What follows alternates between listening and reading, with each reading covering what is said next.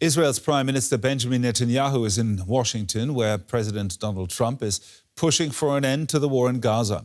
Trump is expected to present Netanyahu with a peace plan that includes the exchange of the remaining Israeli hostages in Gaza for Palestinian prisoners. With more Western countries formally recognizing Palestine as a state and the growing threat of EU sanctions, Netanyahu is under more pressure than ever to end the conflict. Smoke rises from Gaza City. The Israeli offensive enters another day. Nearly 2 years after the October 7th attack by Hamas on Israel, the ensuing conflict in Gaza shows no signs of relenting. As Israeli Prime Minister Benjamin Netanyahu heads to Washington to meet Donald Trump, he is under growing international pressure to agree to a peace deal. Trump is expected to present Netanyahu with a 21-point peace plan, including an immediate ceasefire in Gaza and the withdrawal of the Israeli army from the Strip. On the eve of the meeting, Donald Trump expressed his certainty of a positive outcome, posting on Truth Social, "We have a real chance for greatness in the Middle East. All are on board for something special. First time ever. We will get it done." Speaking to Fox News ahead of his trip to Washington, Netanyahu outlined his own expectations.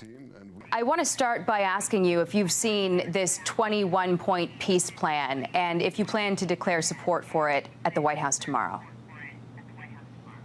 Well, we're working on it, Jackie. It's not been finalized yet, but we're working with President Trump's team, actually as we speak, and I hope we can make it a go, because we want to free our hostages. We want to get rid of Hamas rule and have them disarmed, Gaza demilitarized, and a new future set up for Gazans and Israelis alike, and for the whole region. At home in Israel, friends and families of the hostages are furious at what they perceive as Netanyahu's reluctance to end the conflict.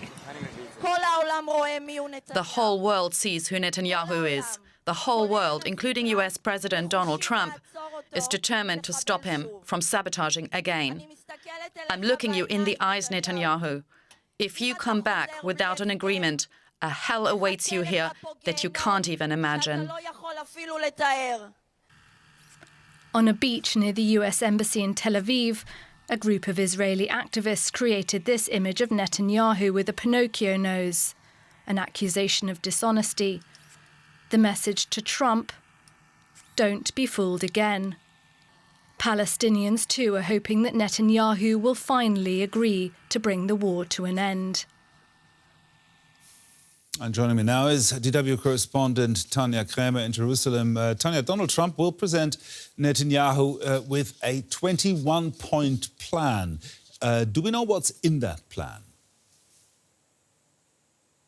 Well, we don't know all the details yet. What we understand, it's more of an outline, and that the details are still being worked out, and that there are also many actors, that are part of this plan. So what we do know, which are, usually from unconfirmed sources, is that some reports suggest that there will be an immediate ceasefire that would then see the release of all the hostages. That is in contrast to previous plans where we talked about, only a part of the hostages, maybe 10 to 11. Now we're talking about all the hostages being released within a certain time frame, and we're talking about 48 hostages alive and deceased in exchange for a certain number of Palestinian prisoners. But also then, of course, that plan would see the withdrawal of Israeli forces. So that might sound really familiar to you, because we have seen, similar points in previous plans.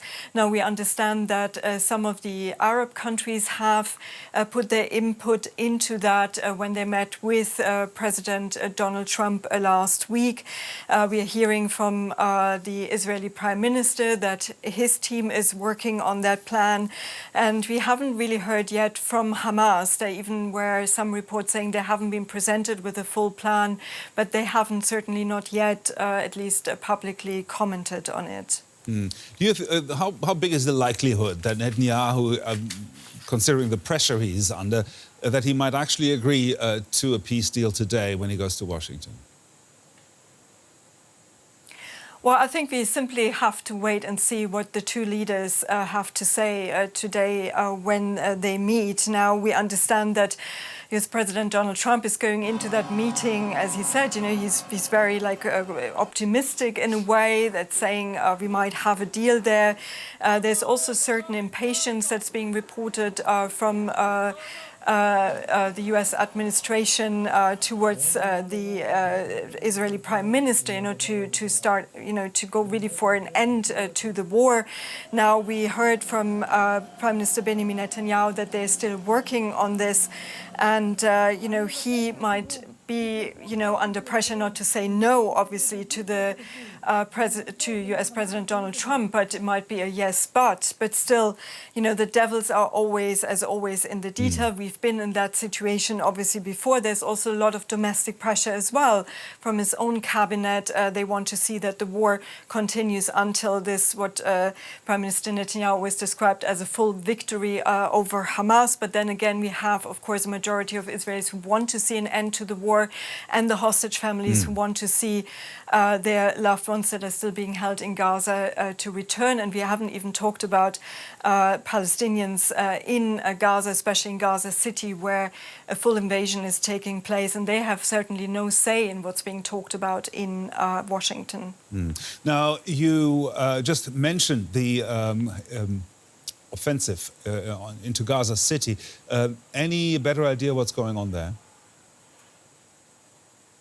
Well, what we are hearing from the civil defense teams in Gaza City, but also from the first responder, like the Palestinian Red Crescent, they've been saying they have difficulties in reaching certain areas. As we understand from the Israeli military, they're now, closing into, going further deeper into the city center, so to speak, of Gaza in certain areas with, they're supported by the naval force from the Mediterranean Sea, from the Air Force, and then, of course, tanks moving in slowly into certain neighborhoods. And, this is what we're hearing from people that are still also inside Gaza City. Some of them have opted to stay, some have not been able to leave, whereas we also see still people trying to leave, going south. But the situation, from what we are hearing from inside Gaza, from people I've been able to talk to on the phone, saying it's horrendous, is really relentless bombardment, what they're going through at the moment. Our correspondent, Tania Krämer, there reporting from Jerusalem. Thank you, Tania.